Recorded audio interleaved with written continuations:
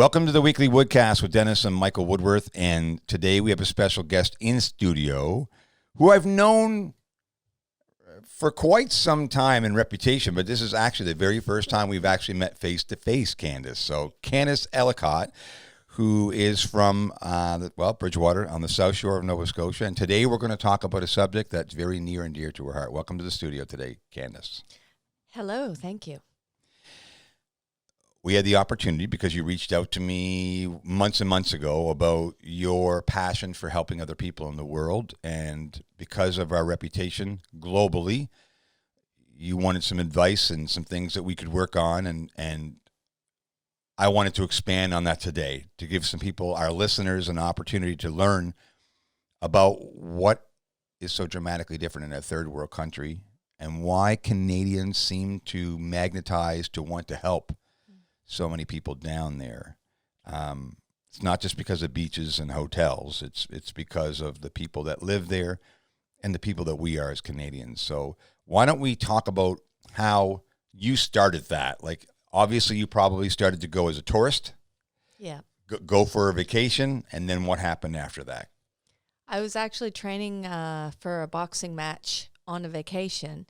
So I decided the gym in the hotel wasn't good enough, so I went outside and asked the locals where the best place was to go boxing. And that's where I started. I went to the local boxing gym. It cost me $3 or $2 for the day. It's pretty crazy. And as opposed to 20, 30. And then I met the owners there, and I just kept going every single day, and I was there for 2 weeks, and we eventually, they asked me to go for a lunch one day, and they took me to their home, and their home was a tin roof shack, and they were really proud of it, and I was like, wow, this is what we'd call, like, their shack was more shacky than my wood shed that I train in, which is, an extra shack for me. So I realized, wow, I don't know money, and I don't know the life of the people down here, how hard it is. And they fed me, and I was, nervous of the food, maybe I could get something. Like, it was just a whole bunch of, I realized, preconceived ideas of what I thought their state of life was. And they were so wonderful and giving, and they didn't judge me. I mean, clearly they're going to see a white person who has money, but they really wanted to give something to me. And they touched my heart immediately. And I realized they had next to nothing. So yeah, it was a big wow. So obviously a spark was lit that day. And you started to come up with things that you thought may be possibilities, and you're starting your own thought process on how do I become part of the solution? How do I help? But where did that come from? So where did that type of empathy come from? It usually comes from a family member. So where did it come from with you? Well, Mom's a social worker and Dad's a veterinarian. So I clearly have a thing for animals and people. So she's always, it's been instilled from a young age. I remember I was given, or one Easter, I went around and got a lot of candies. And I'm really not I realized I didn't need all these candies. So then I went around the neighborhood in my outfit and gave them back to people I knew had less than me. And so between, it just generally being in our nature, having a father who helps animals and a mother who helps people, they instilled that strength of empathy in me. And I've always given, like, for the last 40 years or 30 years, I've given to World Vision every year. Right. And had a child. And I always felt it was kind of gross because I just gave money and they sent me stuff, and I looked at the child and I never really was connected.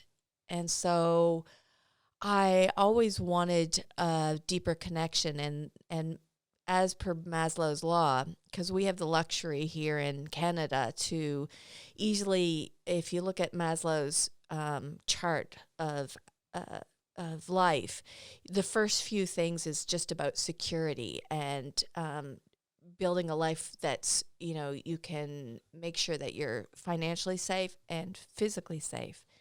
But because we're Canadian, we get through that quite quickly, that Right. phase. And there's a couple phases like that. And then you want to do better at work and you want to grow. Well, we blow past those so quickly because money is actually easily come by here. Even at low paying jobs, we can have a house, we can have food and clothing.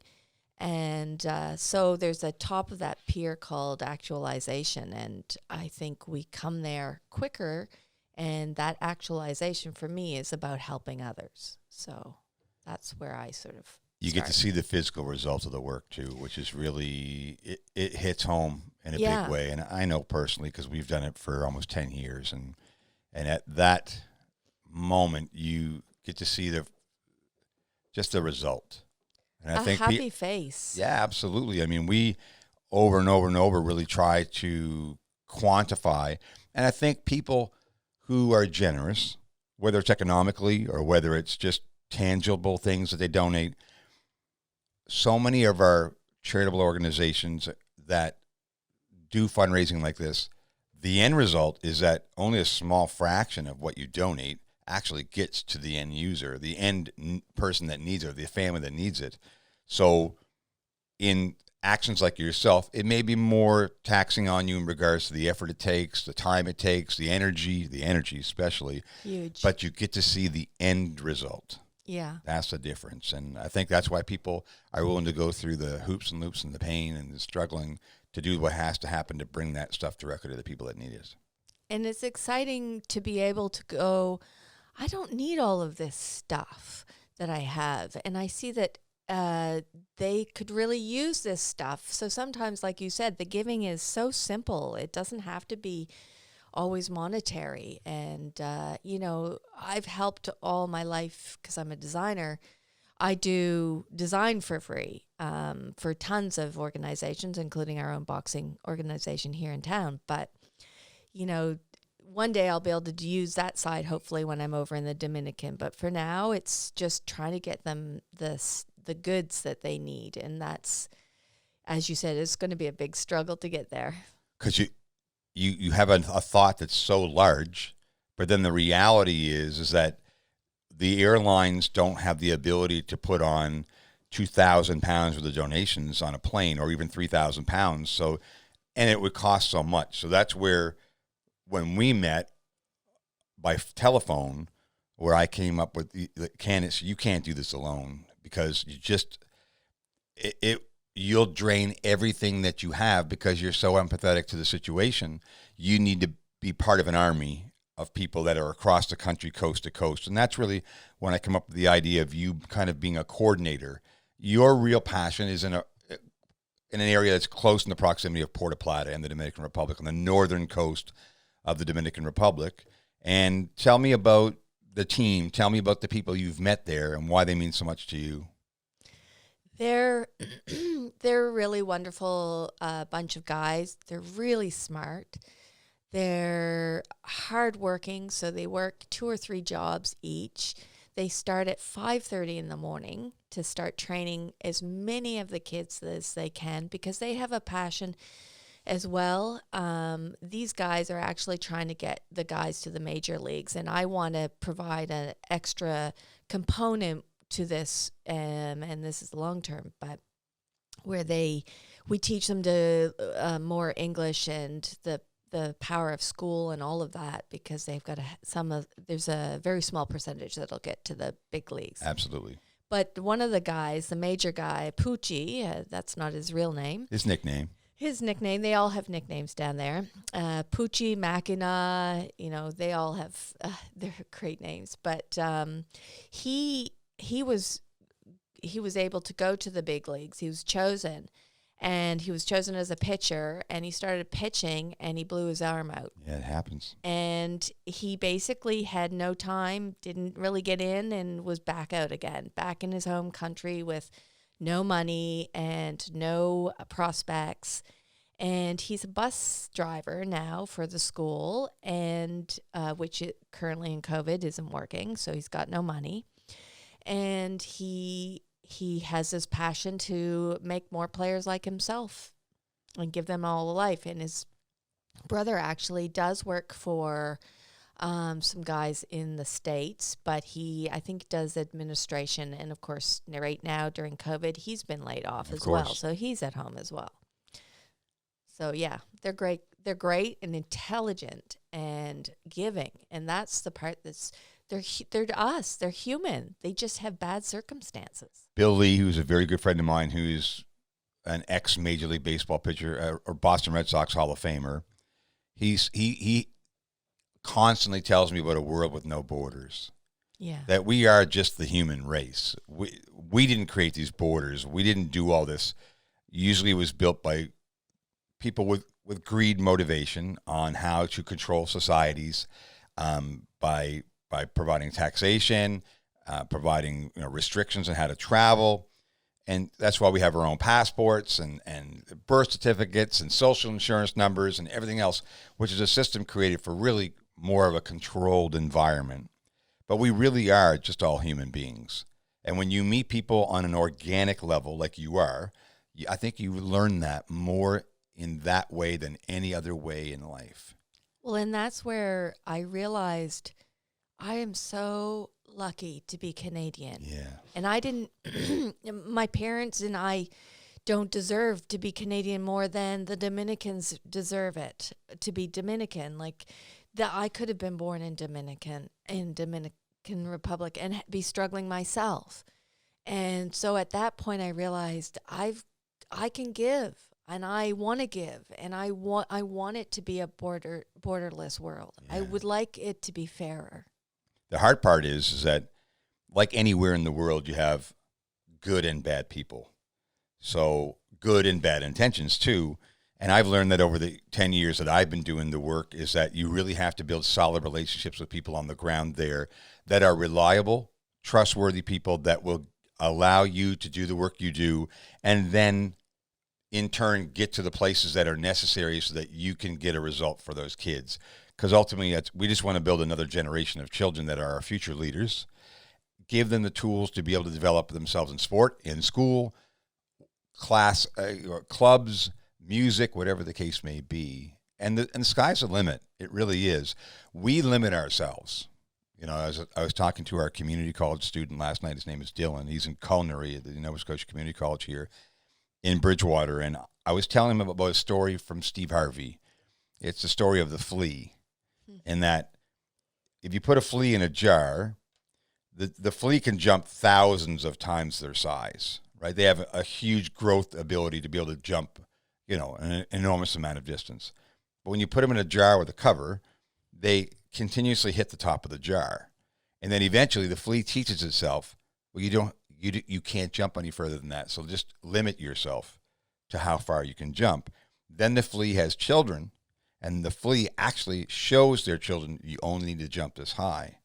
The key is, can you blow the cover off the jar? Take your limitations off of yourself.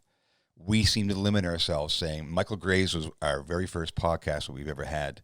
And Michael was talking about volunteerism and all the ideas that he's had in our community. And he did say, it's not that hard. You just have to figure it out. And then surround yourself with people to do it.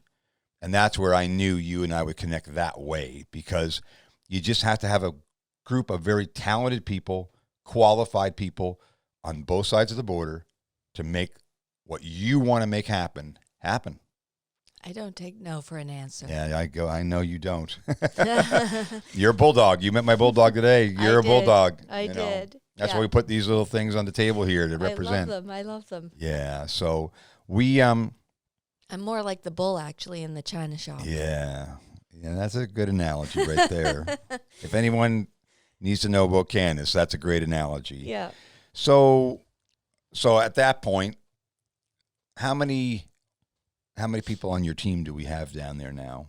Oh, at least 40, 45. Yeah, see, that's fantastic. And how many different sports or programs do they offer in their area that you know of? Well, I mean, I've been researching boxing more, which Well, that's your is, background. yeah, that's my background. I'm been an athlete all my life, and Where do you train here? Dave's Multisports, Dave Penny. He's been around for He's been doing 35 it, yeah. years. So he's an amazing mentor in the sport of boxing. And he really wants to take me under his wing and teach me so I can teach the kids here Right. as well, because we see the crazy difference of confidence building once a child starts to learn a sport. So we see all these quiet little feeble guys come in and then they exit like strong, very confident men. So yeah.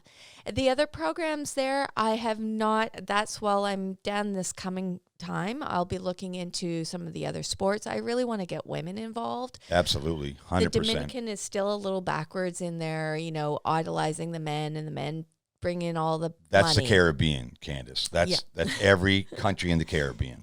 And the men I've met are very wonderful guys to their wives and to women around them. They don't believe in this unequal world, but they don't realize that it is unequal because they're out there doing the ball games while the women are home cooking. So I want to teach the girls to get out and do the ball games as well.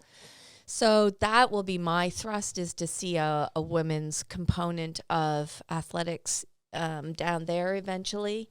And I'd like to start in boxing and baseball being one of their big, huge Yeah, sports. soccer's another one. Yeah, I Soccer's gained. another one. And I saw basketball guys down there absolutely. playing. It's not as big there, but there's surprisingly tall Dominicans. So there's going to be We had two something here for everyone. for 2 summers ago. Robertico Cruz and Michael Perez, they are both over 6'2". Oh, wow. Yeah.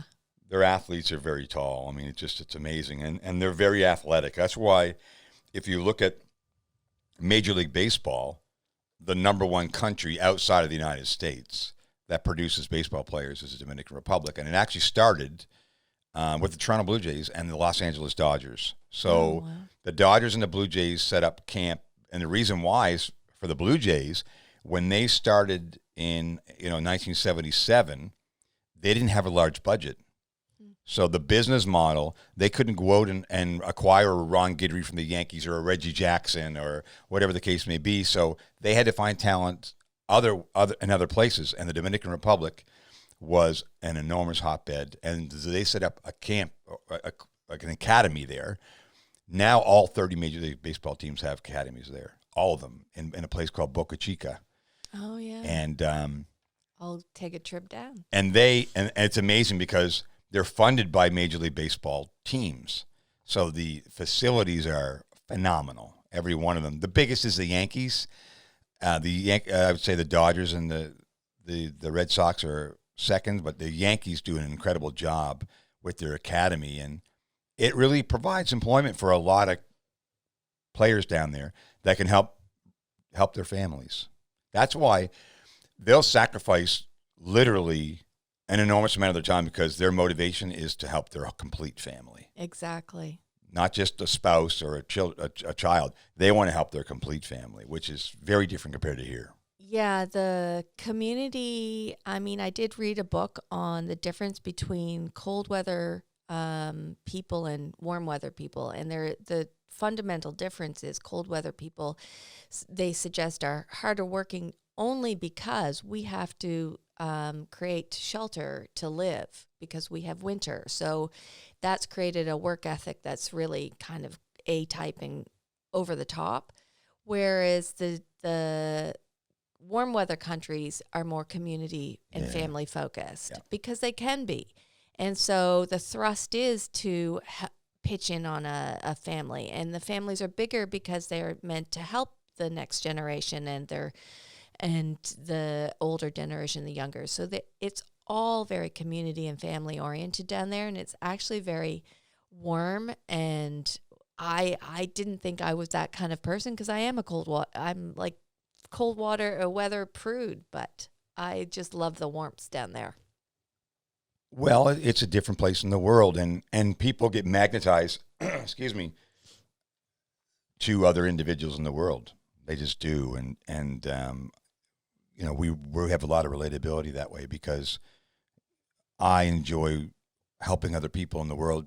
I spend predominantly most of my time in Cuba, but with Luis and the team that we've built in Santo Domingo, helping the Vladimir Guerrero Foundation, who, Vladimir is a baseball Hall of Famer, Major League Baseball Hall of Famer. His son plays for the Blue Jays. We entertain the idea of offering it to different people, because some teams or some families will go to one place for a year, and then maybe a couple of years later they want to go to the other place. And really, my main focus is not about creating this Disneyland type of approach. It's real work with real people from our country to learn culturally what it's like there, and to do real work to provide things that they couldn't acquire. And that's why, like I said to you before, when we have teams that go there, you have teams of, groups of 50, 100, 150 people in 1 week with just one group. And you could have 2 or 3 groups in the same week. So I said this in one of the early podcasts, I don't want to drop a pebble in the ocean. I want to drop a boulder in the lake. Yeah. And those people who help us do this are greatly needed. Not for us, because none of the things that we take are for us. It's for the people that we want to help. For sure. And it speeds the process up. Like you said, it's a process. Well, and the exciting part is I'm sort of halfway between your charity and I know another charity just down the road from me. Absolutely. And they help build houses as well as provide education for the prostitute ring in Sosua, which has about 20,000 girls who are coming down with sexually transmitted diseases, have misinformation on condoms and birth control and all of that, so completely are getting worse, and need education to get out of their situation. So I'm taking down like 50 pounds of vitamins. Yeah. Which is going to provide the women with the children, better nutrition not nutrition, but vitamins for themselves, so their children aren't stunted because of bad nutrition. It's tough because a lot of the young women, and I've seen houses where there's a 21-year-old mother with 5 kids, and beautiful young lady, but just worn out at the age of 21. Yeah. Where our kids just get started. Yeah. She's worn out. Yeah, she's responsible for 5 kids every day. How do I feed these kids? The kids are, 12 and 13 years old. There's people in the community that take advantage of those young women. Men seem to not care as long as they're looked after. And then all of a sudden you create that chain event all the time that just continues to multiply generation after generation. And then all of a sudden you have a huge problem with population that can't look after themselves. Yeah. So that comes from education. I will say that there's a lady by the name of Anna Guzman, who is Pedro Martinez's sister. Oh, wow. Ramon and Pedro. And Anna's married to Juan Guzman, and she is a giant. They're located in Santo Domingo, in the Santo Domingo area, and she has, her life is about helping children. They have a project that they've created where they want to start with actually teaching kids to read and write. A lot of kids don't even go to school. I know all of them. Not all of them, but I know a bunch. Basically, on the team, there's a ton, and that's why I want.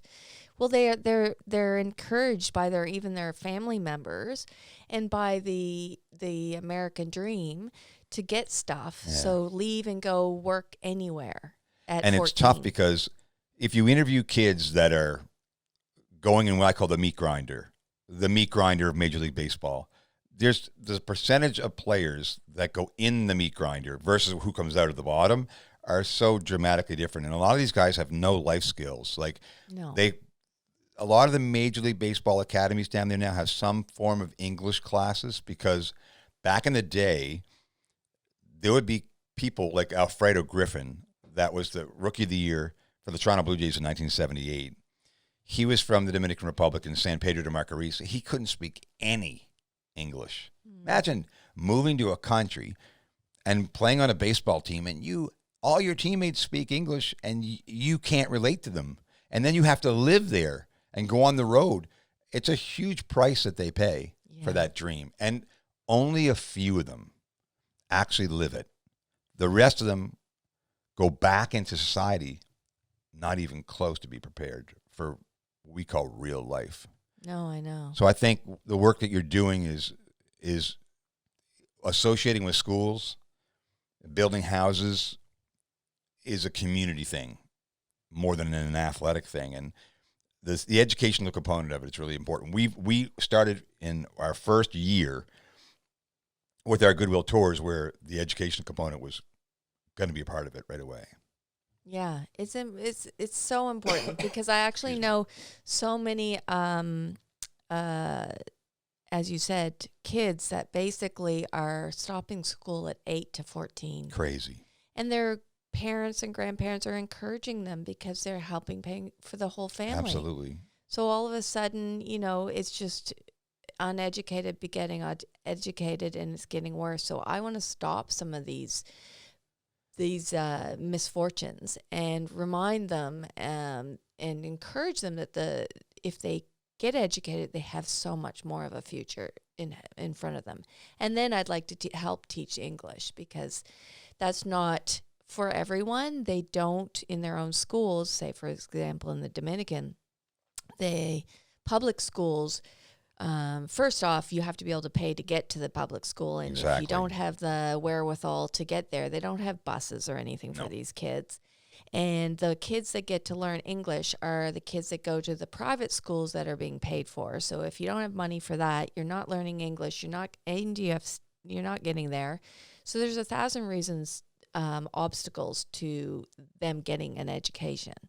So I'd love to be able to help them understand the importance of getting their Spanish education, but then also add the component of English because that shouldn't be for the elitist.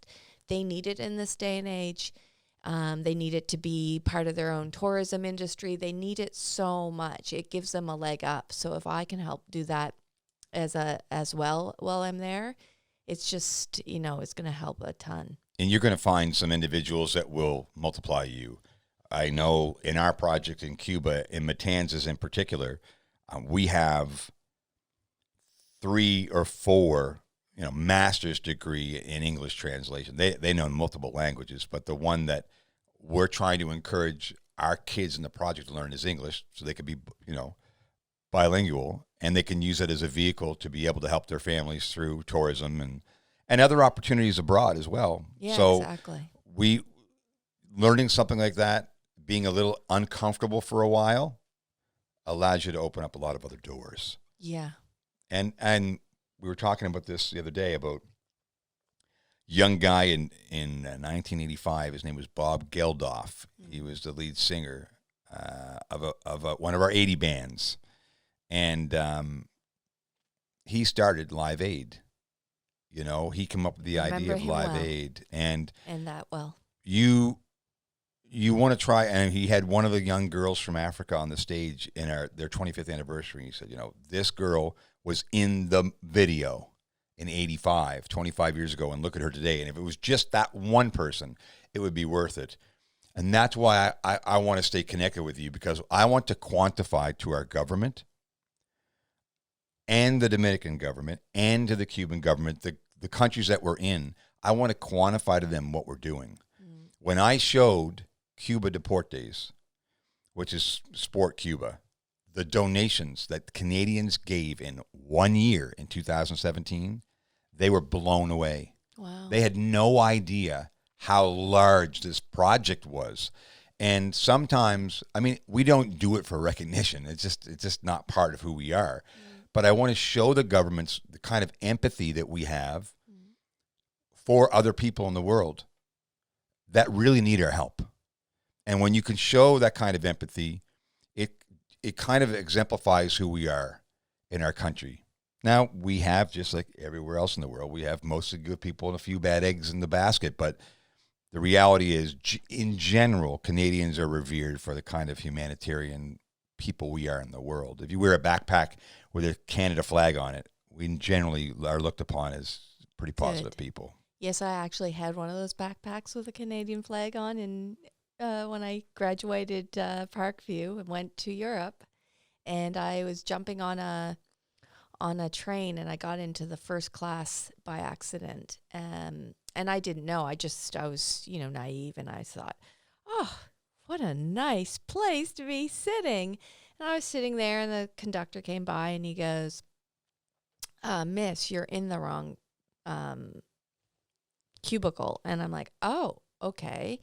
And he said, you're going to have to pay. And I said, oh, really? And I didn't have much money at that point. I was a student, and I didn't realize I'd done something wrong. And he said, yes. So I got out my backpack to get the money, and he saw the Canadian flag. And when he saw the Canadian flag, he said, oh, I thought you were American. Yeah, don't worry about it. Don't worry about it. Yeah. And I'm like, oh my gosh, is that all it takes to be Canadian? Sweet. Mm. So, and I'd say more than Canada in general, Nova Scotia, we're more left. I mean, there's a reason why we don't have COVID as much. We listen to the rules because it's better for the community's good, rather than, oh, we only care about ourselves. So I will say this. I mean, I don't want to paint everyone with the same brush. I mean, I even have a cousin that lives in Houston, Texas. So, yikes. But it's a tough one for him right now. But I mean, in general, the general perception of the countries are dramatically different. Yes. With the flags. And that's not stereotyping everyone in each country. No. But the reality is the perception is the perception. Exactly. It's just the way it is. It is. So we talked about it in one of our earlier podcasts about wearing the jersey, that Team Canada jersey, what it means to wear it. And you don't have to just wear it during the Olympics, or you can wear it all the time. And that's why all of our kids that are going to be participating in the Goodwill Tours, they wear Team Canada uniforms. I like it. So they represent our country. They represent who we are as people, and make a significant impact on a weekly basis in helping these kids. So you plan on going there and staying there for some time. You have the ability to work from there, which is kind of similar to what I am as an individual. You'll have that ability. But how long do you plan on going? I'm a digital nomad. I'm thinking I'll play it by ear depending on how the coronavirus plays out, because we're now getting into a high season. But as I said, in the Dominican right now, with 35 million people in a country that's the size of Nova Scotia almost, they're only getting 500 cases a day or so. That's not even what, that's incredible. So I may stay, I'll reassess after a month, but I'll probably stay up to 6 months. Right. So we'll see. I got a one-way ticket. Yeah, I do that quite often as well. I mean, it's always good to know that you leave the door open to come back.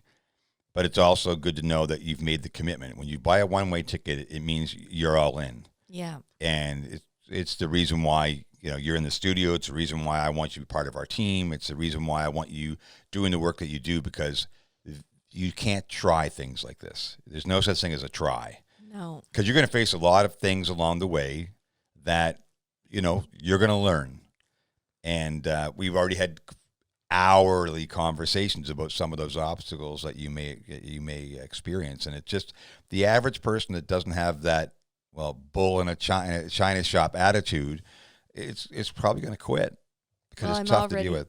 I'm already having hardships just trying to get the baggage down there. I know. So I've got the charity numbers and the letters down. I have to phone and make sure I've got someone on the other line and demand that they are going to let me bring the bags, because that's the first thing is I can't even get the bags. They have a limitation. They have, rules, and it's not as easy as I have this great big heart. People donated all this great stuff, and I'm going to just take it. They don't think the best. They think the worst. Oh, they think I'm going to sell stuff. Oh, yeah. And they think I'm going to. But that's reality, because that's human nature there. Yeah. It's not human nature here. It's human nature there. So they're saying, I see this young woman coming through the airport with 5 bags, and we open them, and what is all this stuff? And you say, I'm here to donate this to a project. They look at it like, I know Michael and I, because Michael's behind us here, is the executive producer, and we've gone into airports where we've had 25, 30 bags of equipment, and they open it and we explain to them what we're doing, they still find it hard to believe and understand that we as people that live here would do that kind of work without something to gain from it. Yeah, exactly. You know what I mean? And that's been, I guess, the hardest stereotype I've had to deal with over the years is that, well, why are you really doing this? I'm like, well, I love kids and I love baseball. That's why. Oh, no, really, why? That's why. Yeah. It's as simple as that. It's, we all have to live. Like, you're going to be working from there. We all have to live and be able to pay our bills, because if we go down and do the work that we're doing and we don't have the economic resources to take care of ourselves, we can't do the work. We can't get there. We can't do the work. It's just dominoes. Absolutely. So, yeah. And it's a challenge, but people like yourself and many others that are part of what's going on in the world. And we're not the Bill and Hillary Clinton Foundation. We're not those multi-million-dollar foundations that, honestly, for the amount of money they collect and the actual work they do, pales in comparison to what we do. Exactly. If we could multiply what we do, the way we do it, with the resources that we have, we would blow foundations like that off the map. That's more of just power and influence than it is about actually helping people. Yes, exactly. It really is. And it's sad, but I had John Swain in here in one of the earlier podcasts. He's a chartered accountant, and we talked about it. Like, charities are used as vehicles for billionaires and multimillionaires to be able to have more tax breaks. It's, in most cases, not, I'm not saying all cases, but in most cases, it's not about doing the work. No. And that's what we're hopeful. That there's people in our country that listen to these podcasts that say, hey, Candace, I have boxing gloves. I have baseball bats and gloves. Dennis, I have cleats and balls. And, I'm willing to donate, $100 to help you buy more things for the kids.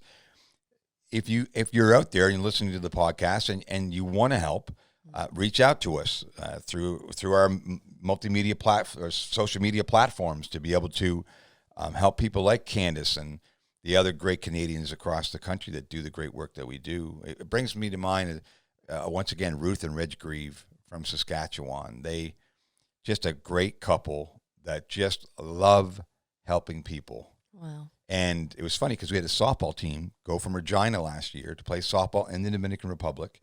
And Reg and Ruth had so many donations, they couldn't take them to Cuba with them. So this team drove 2 hours to go get the donations, and it took a portion of what Reg and Ruth raised in regards to donations to the project in the Dominican Republic. So there you go, where Reg and Ruth's interest and love is in Cuba because of the people and the relationships they have there, but it still doesn't mean we're not helping other projects in the world at the same time. And 100% of what Candace does or what our projects do go to the end user. Yeah, that's exactly. The difference. I'm not taking a cent, and I've raised $1,500 as well, and that's going to pay for all the baggage fees and the cabs, and it's taking me in order to get out of Canada during COVID, I couldn't take a flight that was straight from Nova Scotia there. I had to buy a U.S. flight in the end. A connector flight, yeah.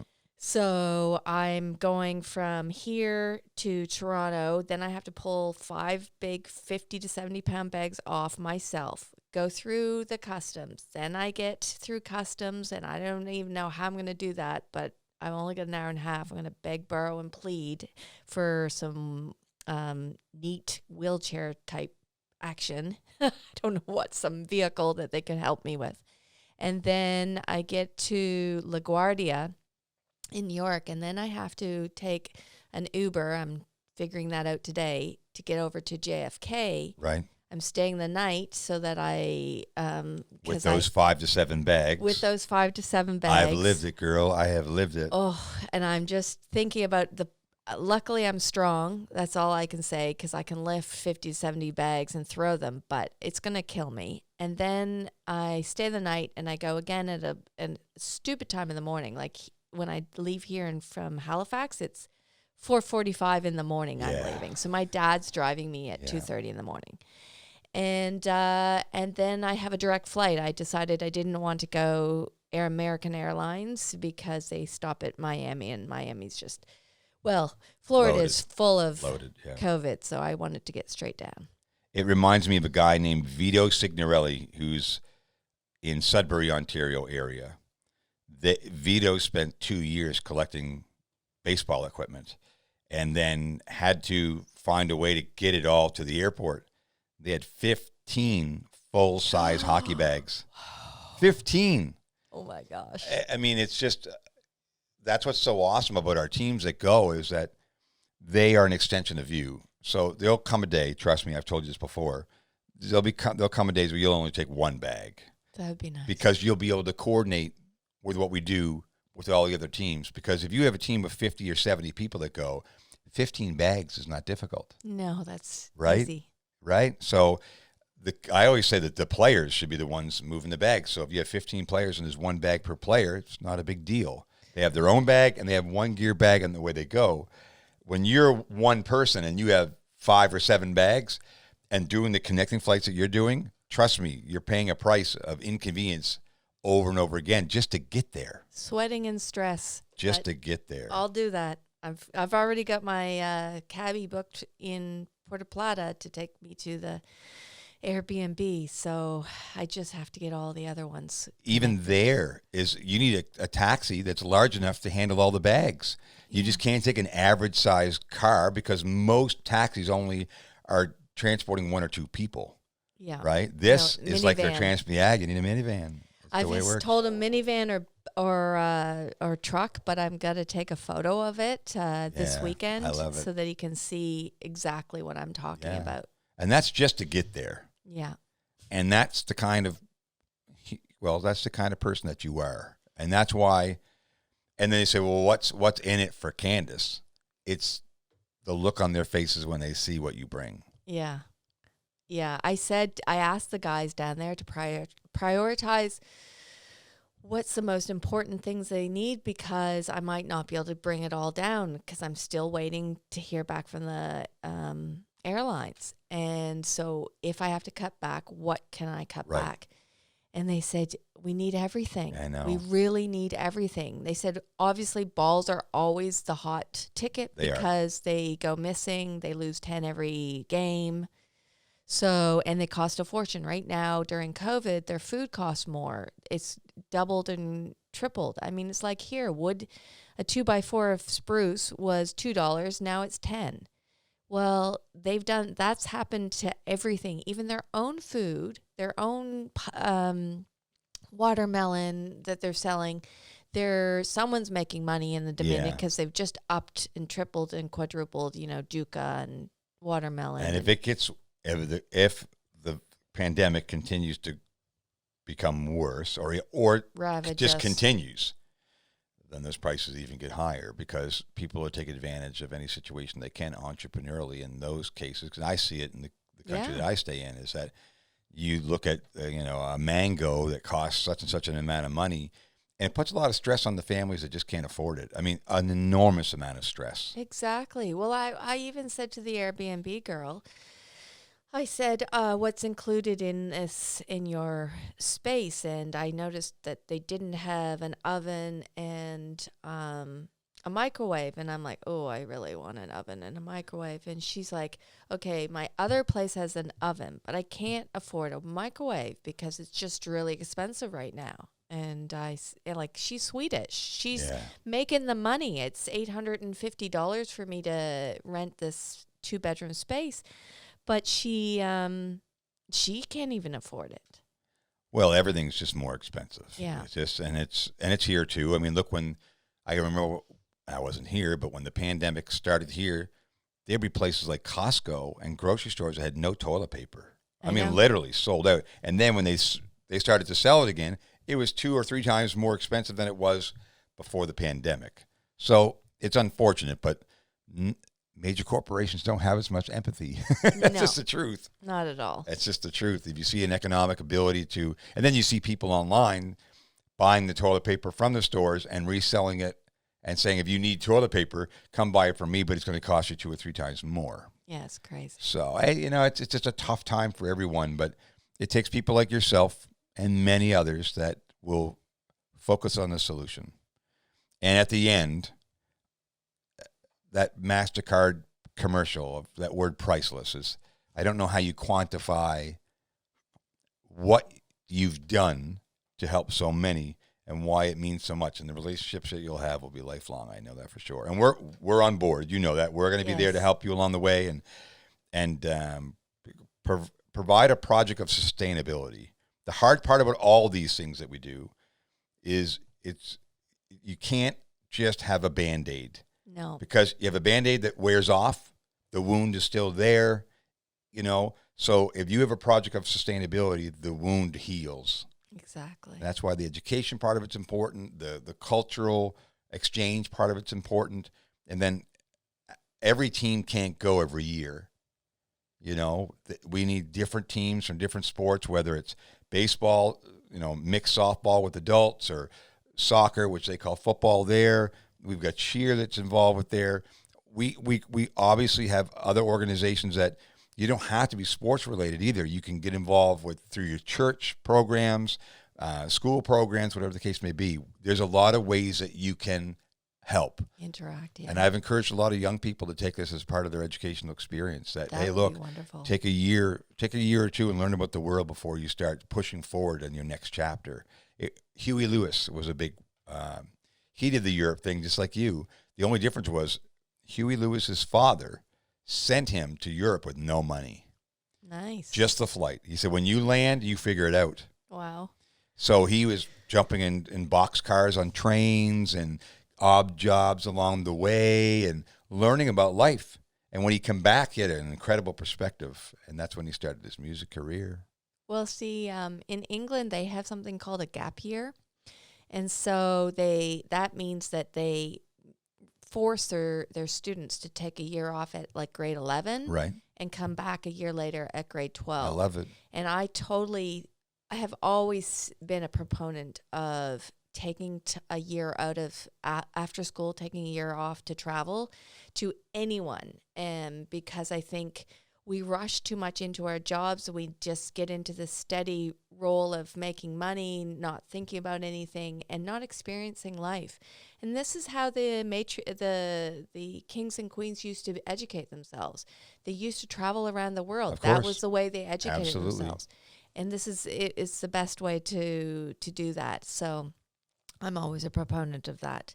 And to that whole sustainability comment you made prior to this, I compare when you feed, my analogy for that is when you feed birds, we put out bird feeders every year, but we only put it out 1 year and then we stop 2 or 3 the next year. Then the birds are starving because they've built up this idea that this is where they come for food. It's a safe place, yeah. And now we've taken it away, so we can't do that as well when we go abroad. We've got to kind of try to build in a system that helps to feed them for a long time. I remember Barbaroa Scardo in 2014 when we went the first year with the teams.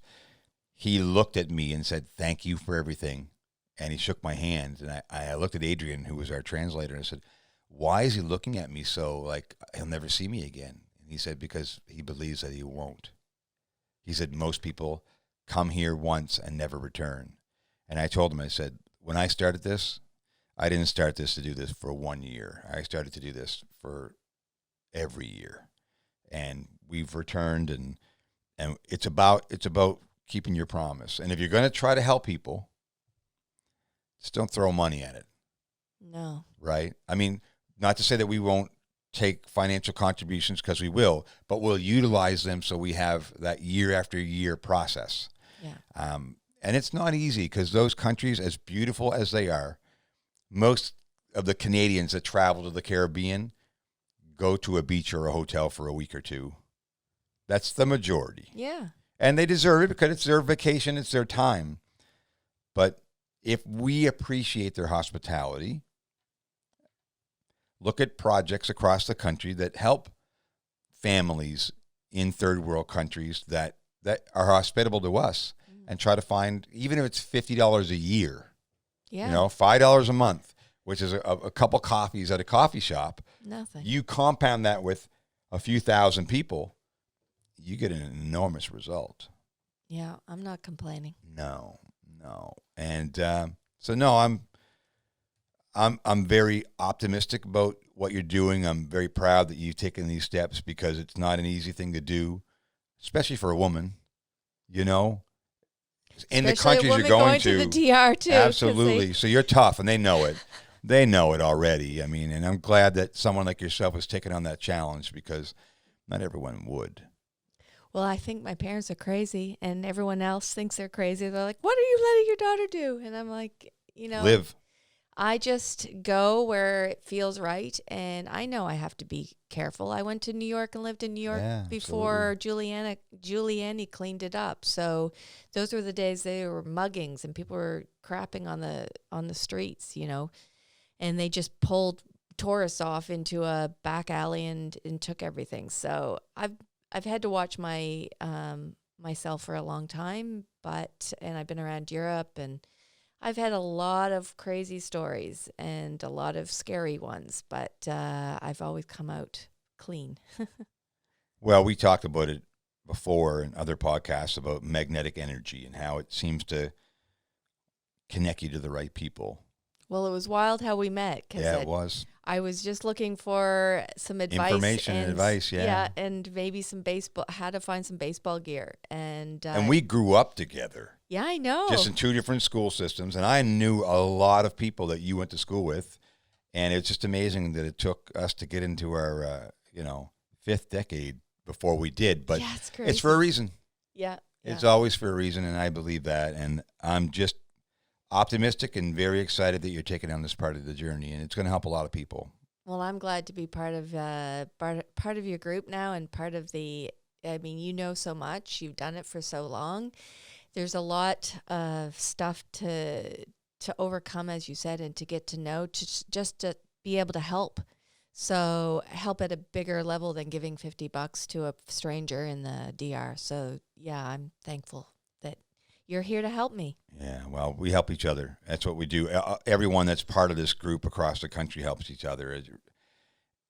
The journey I've been on for almost the last decade of my life, I've met so many dynamic human beings, and that's fulfilling in life. It really is. It's you and I grew up in this small little community.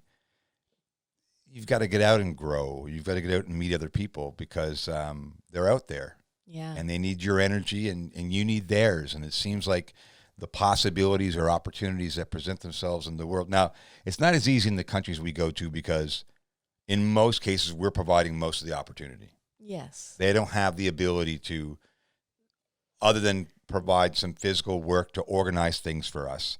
They don't have the financial resources to say, well, we'll handle these expenses for you and these expenses. We handle all the expenses, 100%. Yeah. So, but they have helped us along the way. You need that team. Yeah, I do. I mean, the information you've given me thus far, it's just been invaluable because I was looking down and I couldn't look up because I was giving money and I was giving all my money. And I needed to relieve myself of the pressure of just giving money. The burden. Yeah.